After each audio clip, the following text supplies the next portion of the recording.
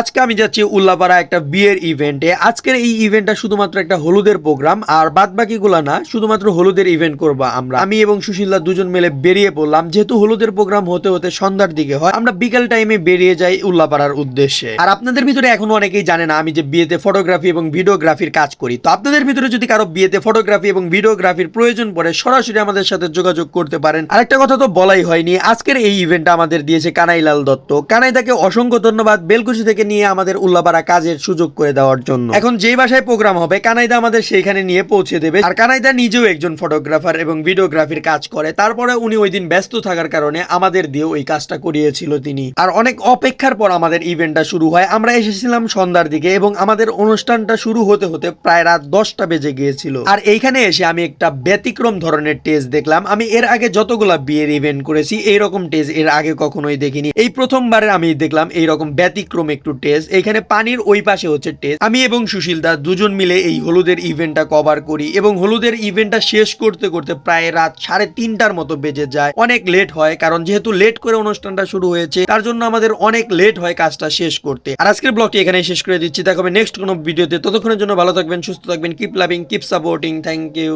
So much.